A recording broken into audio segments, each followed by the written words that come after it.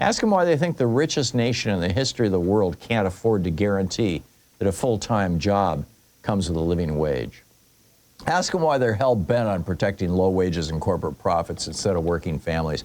And then ask the real question, who benefits when work doesn't pay?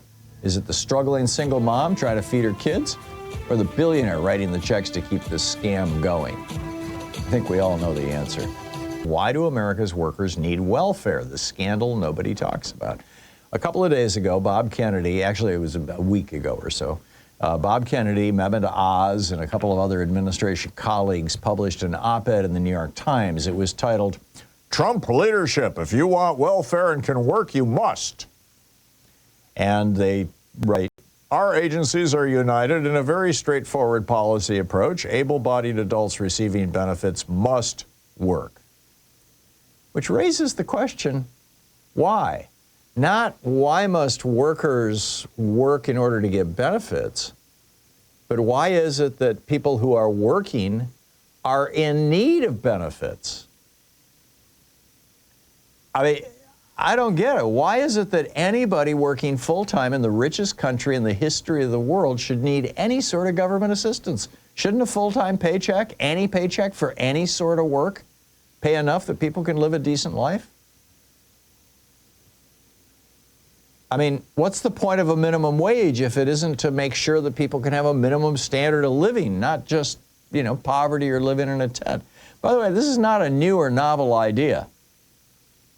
We pretty much stand alone in the world in offering welfare benefits to people who are full-time employees. Why is it that no other country except the United Kingdom does this?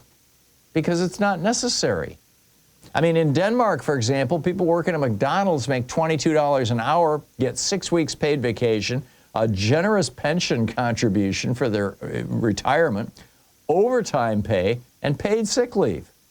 And by the way, a Big Mac costs 7 cents more there than it does here. 7 cents.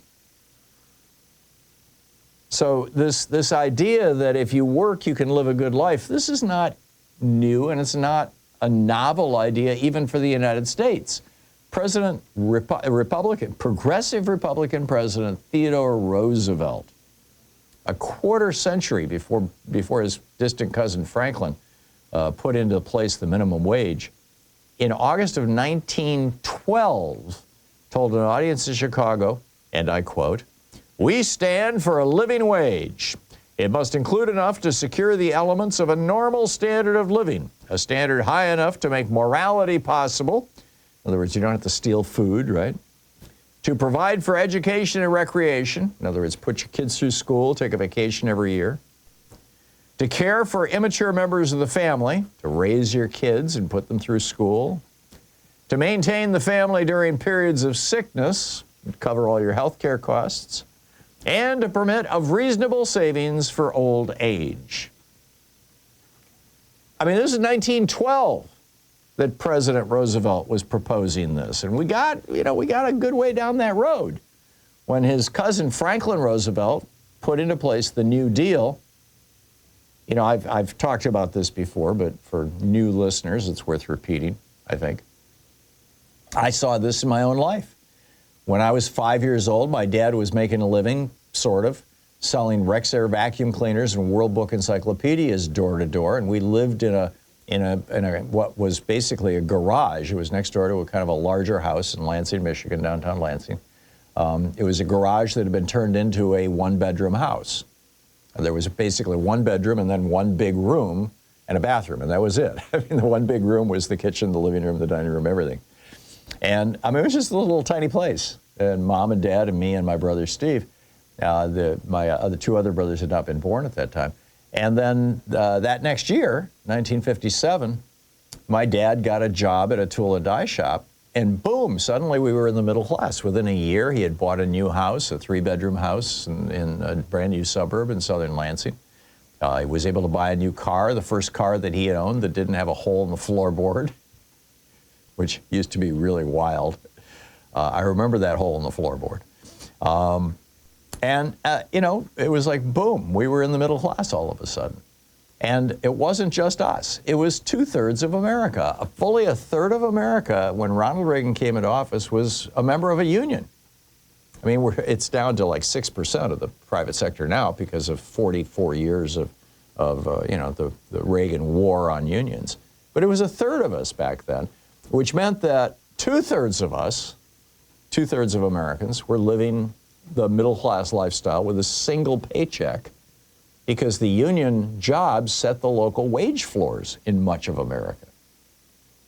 Now, again, Reagan decapitated the American middle class. 2/3 of us, 65% of Americans, were in the middle class in 1980. Today it's 45 to 47%, depending on whose numbers you're using. So what happened to 20-some-odd% of us getting thrown out of the middle class? Well, you can thank Republicans. But the bottom line is that, it used to be that with one job, you could have a decent life. Now it takes 2 jobs, 2.3 jobs actually, to have the same standard of living you could have had with one job in 1980, which means that you've got a lot of people who are working for crap wages and need help. But isn't it crazy that we're essentially subsidizing the employers here? I mean, there was a study published by the Journal of the American Medical Association that found that those states that had raised their minimum wage above $15 an hour, that's D.C., Washington State, California, Connecticut, New York, New Jersey, Massachusetts, Maryland, Rhode Island, and Illinois, that their welfare participation rates were 1/3 lower than the states that hang on to the $7.25 an hour minimum wage, the federal minimum wage. In other words, welfare benefits have become basically subsidies to cheap labor employers. And I mean, this isn't rocket science. So the next time some, Republican billionaire-funded shill like Kennedy or Oz complains about able-bodied people being on welfare, challenge the con. Ask them why they think the richest nation in the history of the world can't afford to guarantee that a full-time job comes with a living wage. Ask them why they're hell-bent on protecting low wages and corporate profits instead of working families. And then ask the real question, who benefits when work doesn't pay? Is it the struggling single mom trying to feed her kids, or the billionaire writing the checks to keep this scam going? I think we all know the answer.